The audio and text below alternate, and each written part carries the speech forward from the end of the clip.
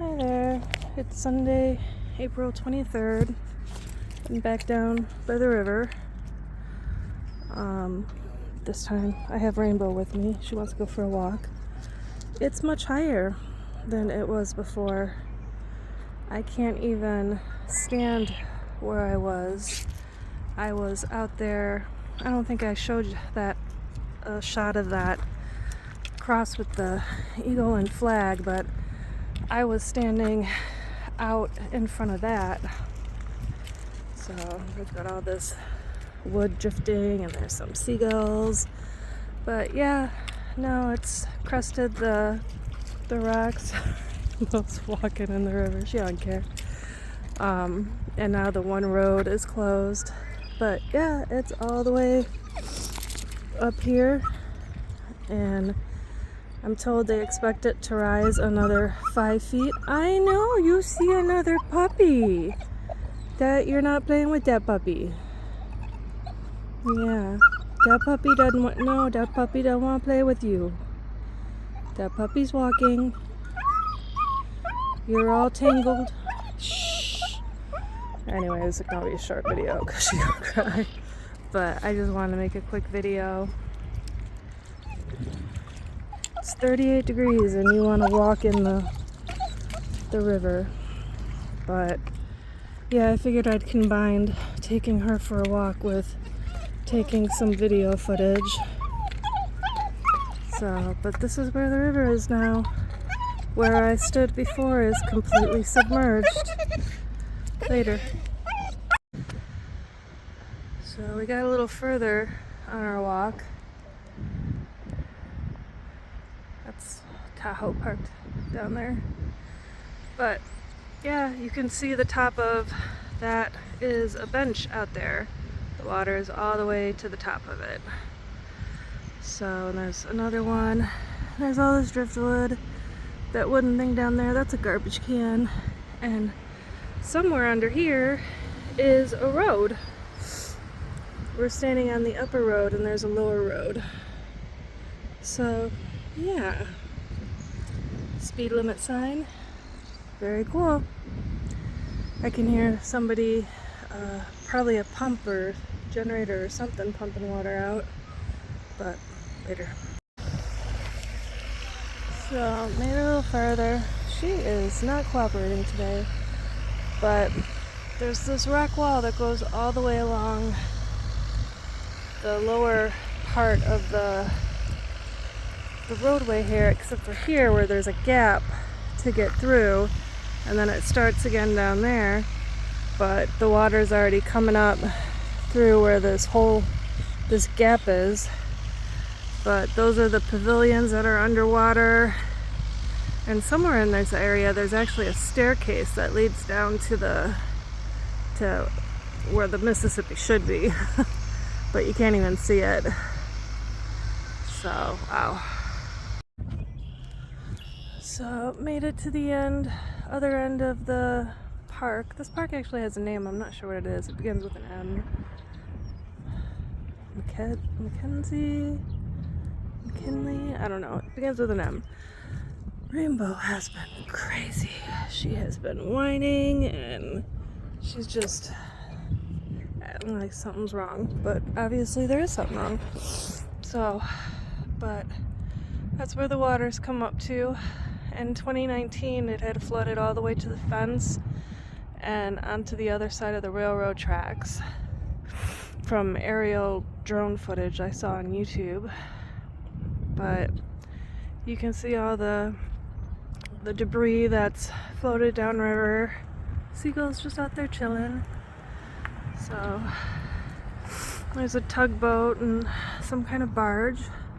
I always thought it would be cool to live on one of those, like build a house on one of those, but it would probably be expensive to get places. But yeah, so in 2019 that building was underwater. The other day I heard that it's supposed to rise another 5 or 6 feet, so we drove through town before coming here and they're still sandbagging.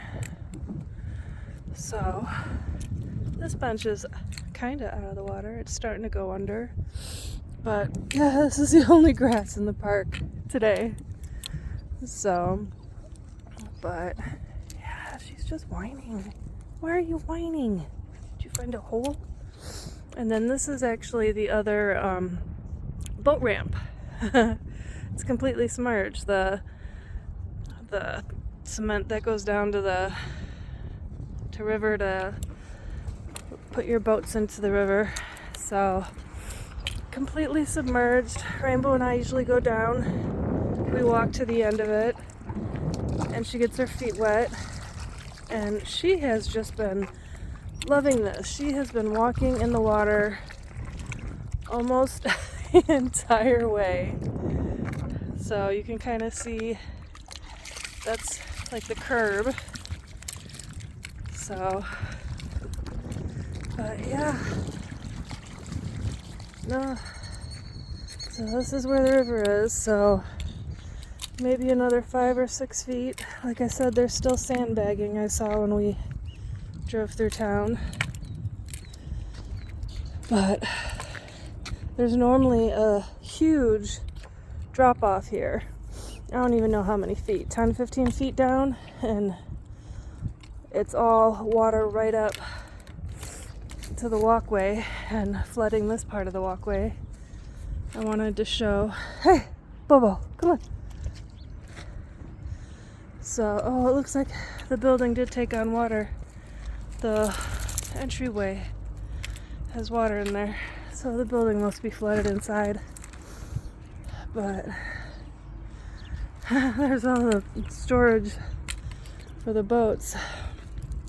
But this road is closed, and you can see normally that's a road that goes through along the railroad tracks, and it is submerged. I would zoom, but I can't zoom with her pulling on the leash because she is not cooperating today. So we'll walk a little further and then we'll turn back. So I forget what this building was. Was it the old American Legion or Moose or something? I don't remember. I always thought it would be cool to turn this building into like an antique shop or something, but not now, given its proximity to the river. This bad boy floods all the time. We should probably tear it down. So, the other side of the building. I'm not sure what those are. That's some kind of grain elevator or something, I think. They load grain into barges and then send it up or down the Mississippi. Not really sure how that works. I just know when I look out my front windows, they block the view. She's very into the water. But it would be so much more practical for them to come in and on the other side of these tracks build levees like they have in Fulton. And I would say I don't understand why they don't do it, but I do understand, because if they built levees, the people who live on the river, and up there is Main Street, and there's a lot of people who have Airbnbs that face out and look out to the river, and they would lose their gorgeous views of the river if they built levees. Me personally, I would rather have the safety of the levee and avoid the cost of having to do all this emergency sandbagging and the cost to the community and the flooding, and have the levees in place. There would still probably have to be some sandbagging because there'd be gaps in the levee where the road goes through to come down to the river. They could do something like Galena has, where they have floodgates that close But yeah, so